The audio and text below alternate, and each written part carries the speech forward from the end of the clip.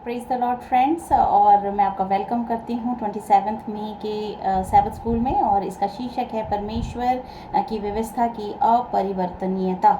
और इसमें हम भजन संहिता से कुछ वर्सेस मैं पढ़ना चाहूँगी। भजन संहिता वर्सेस हैं इसकी अध्याय 19, और इसकी वर्सेस हैं 7 to 11 में लिखा है, यहोवा की व्यवस्था खरी है, वह प्राण को बहाल कर देती है।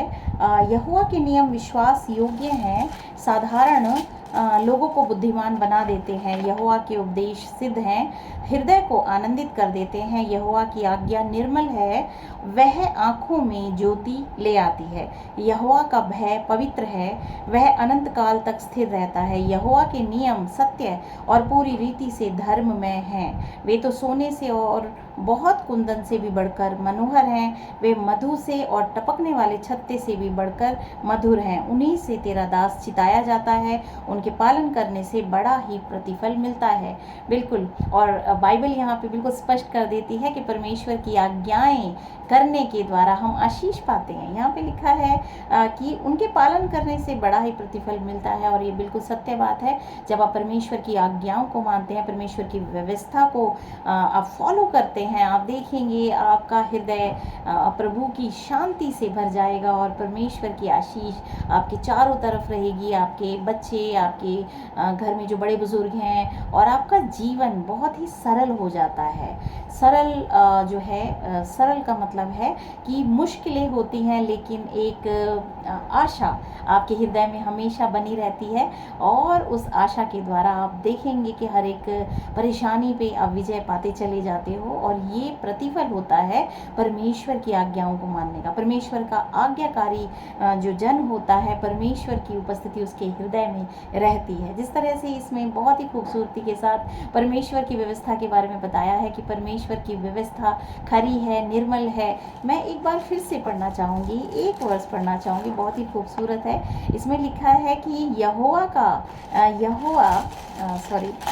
यहोवा की व्यवस्था खरी है, वह प्राण को बहाल कर देती है। प्राण को बहाल करने का मतलब है हमारा, जब हम परमेश्वर की व्यवस्था को मानते हैं, तो हमारा विवेक, हमारा जो कॉन्शियस है, वो बहुत ही खुश जो है, वो बहुत ही प्रसन्न चित, आनंदित स्टेट में वो होता है। जब हम परमेश्वर की आज्ञाकारिता में चलते हैं, हमारा हृदय, हमारा विवेक हमें दोषी नहीं ठहराता, और वो हमारे प्राण को बहाल कर देता है।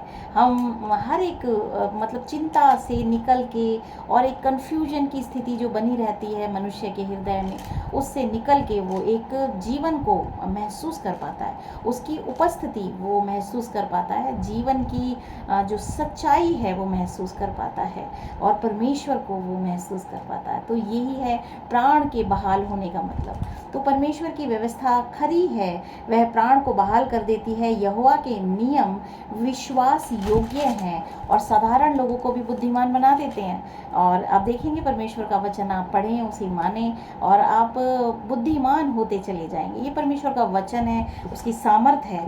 इसीलिए जो है, इनके पालन करने से बहुत ही बड़ा प्रतिफल आप हासिल कर सकते हैं। और जिसके साथ परमेश्वर की उपस्थिति है, परमेश्वर है, उसका शत्रु कौन हो सकता है? कोई भी नहीं।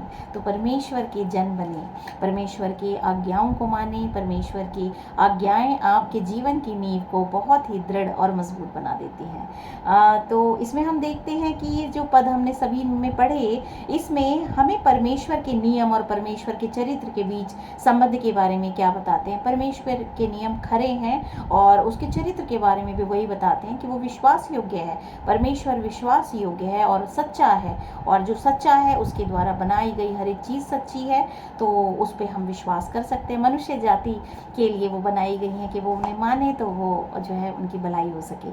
चूँकि परमेश्वर का नियम उसके चरित्र की प्रतिलेख, उसके सिंहासन की नींव और मानवता के लिए नैतिक आधार है। शैतान इससे नफरत करता है। कोई भी यह देखने में असफल नहीं हो सकता कि यदि सांसारिक पवित्र स्थान स्वर्गीय पवित्र स्थान का एक चित्र या नमूना था, तो पृथ्वी पर संदूक में रखा लिखा गया नियम स्वर्ग में संदूक में के नियम का एक सटीक प्रतिलेख था, और यह कि स्वर्गीय पवित्र स्थान से संबंधित सत्य की स्वीकृति में परमेश्वर के नियम के दावों और चौथी आज्ञा के सैबत के दायित्व की स्वीकृति शामिल थी। यहाँ पवित्र शास्त्र की सामंजस्य पूर्ण व्याख्या के कड़वे और दृढ़ विरोध का रहस्य था, जिसे स्वर्गीय पवित्र स्थान में मसीह की सेवकाई को प्रकट किया। यहाँ पे हम जानते हैं परमेश्वर का पवित्र स्थान जो कि स्वर्ग में है, वहाँ प्रभु यीशु मसीह हमारे लिए जो है वो अपने पवित्र लहू के द्वारा जो है हमारे पापों की क्षमा के लिए वो अपने लहू को प्रस्तुत कर रहे हैं, और वो मसीह की सेवकाई वहाँ पे चल रही है। और ये ज़रूरी है कि हम अपने जीवन में अब जो समय चल रहा है वो प्रायश्चित करें और प्रभु के को ग्रहण करें, उसकी आज्ञाओं को मानें, तो हमारे पापों की क्षमा हमें मिल सकती है।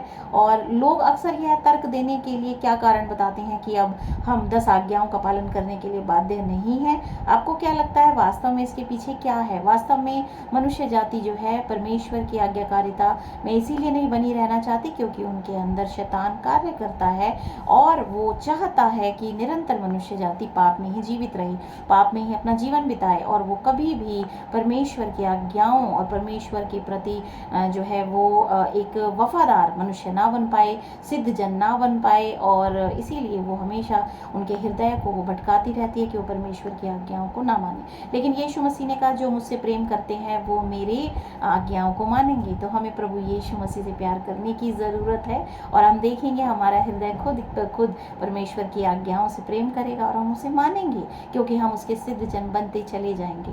तो प्रभु आपको आशीष दें, और परमेश्वर की आप जो आज्ञाएं हैं उनमें आप बने रहें। आप देखेंगे आपका परिवार और आपका जीवन बहुत ही सरल और शुद्ध और जो है बहुत ही आशीषित हो गया है। तो प्रभु आपको आशीष दें। आमीन।